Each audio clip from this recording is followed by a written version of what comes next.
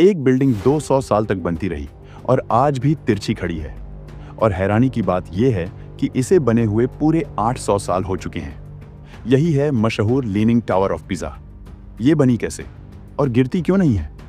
Tower of pizza का construction 1173 में pizza cathedral की मेन बिल्डिंग के हिस्से के रूप में शुरू हुआ था। लेकिन उस टाइम फाउंडेशन बनाने का ज्यादा नॉलेज नहीं था। फाउंडेशन सिर्फ 3 मीटर गहरी थी और लूज सॉइल इतनी हैवी मार्बल टावर को संभाल नहीं पाई। 1178 तक थर्ड फ्लोर बन चुकी थी, लेकिन तभी टावर झुकने लगी। मजबूरी में कंस्ट्रक्शन रोकना पड़ा। फिर वॉर और दूसरी प्रॉब्लम्स की वजह से ऑलमोस्ट 100 साल तक टावर अधूरी ही रही। इसी बीच उसका झुकाव और भी बढ़ गया। फिर 1272 में काम दोबारा शुरू हुआ। धार्मिक कारणों और खर्च की वजह से इसे तोड़कर दोबारा बनाने की परमिशन नहीं थी, तो नए आर्किटेक्ट्स ने झुकाव को बैलेंस करने के लिए डिजाइन ही चेंज कर दिया। ऊपर की फ्लोर्स थोड़ा कर्व्ड बनाई गई, जिससे टावर बनाना जैसी मुड़ी हुई दिखने लगी। लेकिन इस तरीके से झुकाव और बढ़ गया। 1284 तक छठी मंजिल बन गई, लेकिन युद्ध की वजह से निर्माण फिर से रुक गया। काफी समय बाद 1350 में अंतिम मंजिल बनाई गई। आखिरकार 1372 में टावर कंप्लीट हुई।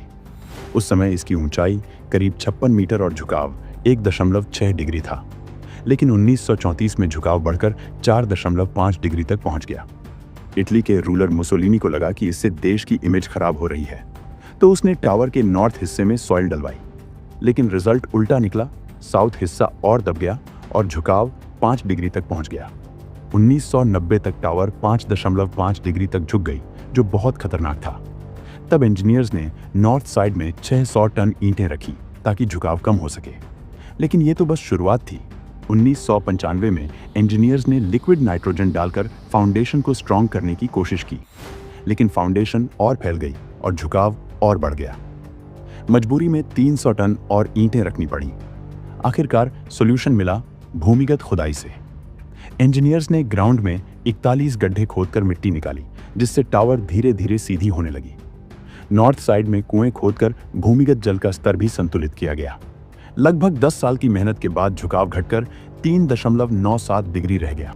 इस तरह टावर सेफ हो गई और 2001 में इसे फिर से टूरिस्ट्स के लिए खोल दिया गया। आज ये न सिर्फ एक यूनिक बिल्डिंग है, बल्कि पूरी दुनिया में इटली की आइडेंटिटी और कल्चरल सिंबल बन चुकी है।